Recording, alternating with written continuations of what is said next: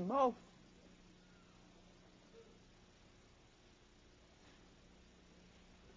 He is brought as a lamb to the slaughter, and as a sheep before her shearers is dumb, so he openeth not his mouth.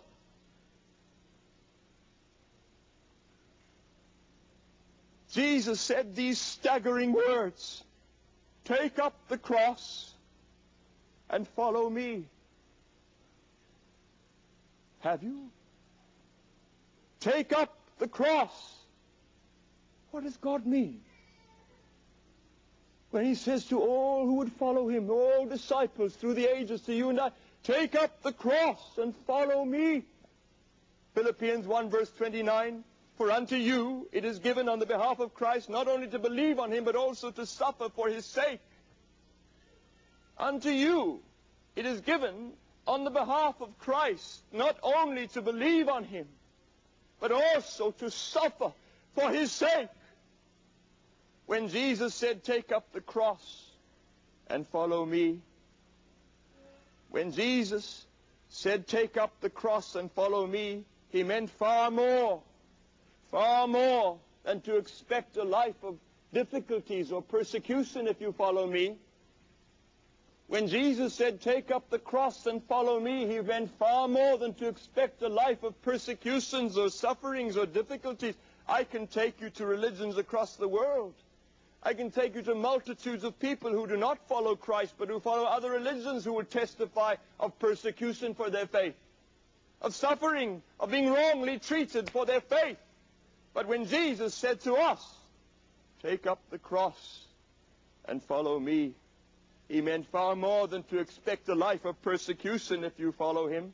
He meant follow my example as they nailed me to the cross. Have you? Child of God, have you ever taken up the cross and followed him? He meant follow my example as they nailed me to the cross. 1 Peter 2 verse 19, for this is thankworthy. This is thankworthy if a man for conscience toward God endure grief, suffering wrongfully.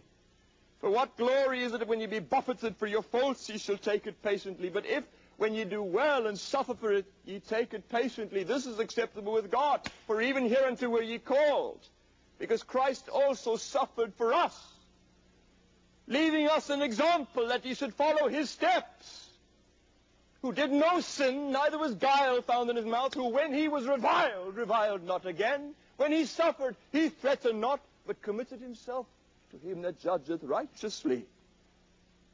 Have you followed the example? Have you followed the example of the cross, leaving us an example that ye should follow his steps? Have you? Who did no sin, neither was guile found in his mouth, who when he was reviled. Have you done what he did, sir? Have you taken up the cross and followed Christ once in your life since you've been saved? Do you know if you take the message of the cross for the lost, you lose the right to preach the message of the cross for the lost if you do not have the ability to live the example of the cross for the saved? You have no right to preach the message of the cross to the lost unless you have taken up and you live by grace the example of the cross for the saved. Matthew 18 verse 21. Then came Peter to him and said, Lord, how oft shall my brother sin against me, and I forgive him? Till 7 times? Jesus saith unto him, I say not unto thee until 7 times, but until 70 times 7. Therefore is the kingdom of heaven likened unto a certain king, which would take account of his servants.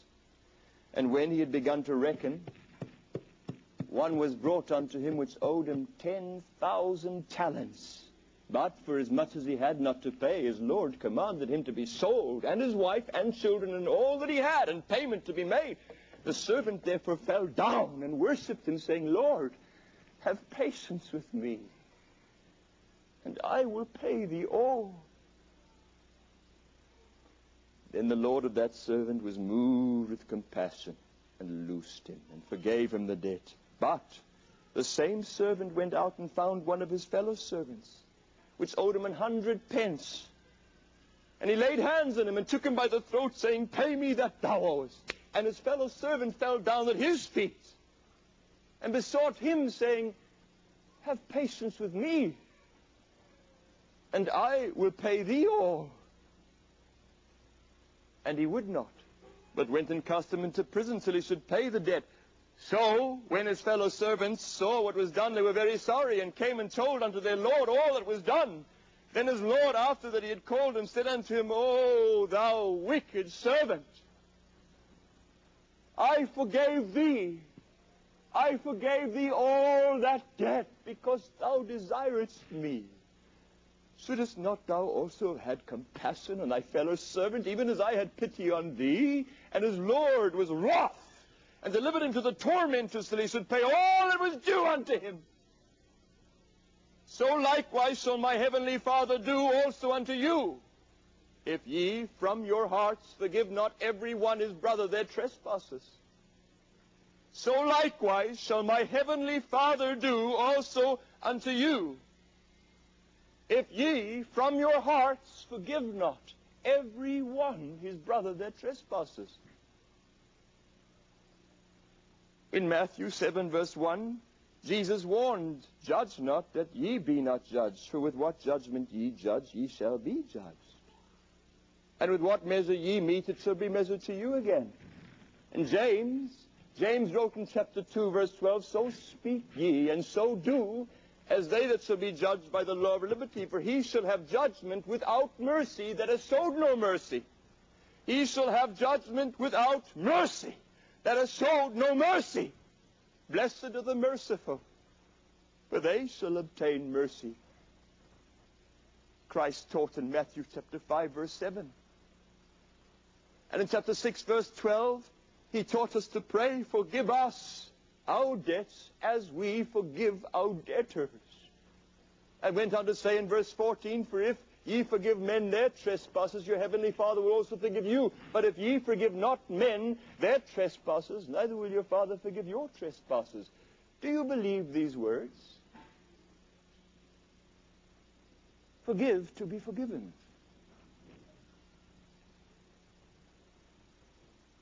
Forgive to be forgiven. I don't know what point doctrinally to speak of here.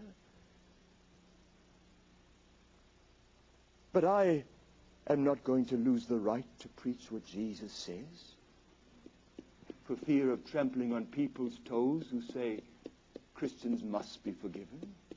Jesus said, you won't be forgiven. Was he speaking to the unsaved? No. Your heavenly Father will not forgive you if you don't forgive your brother. Every one from the heart. So likewise shall my heavenly Father do also unto you. We don't hear this preached in the pulpit for fear of trampling on men's doctrine, you know.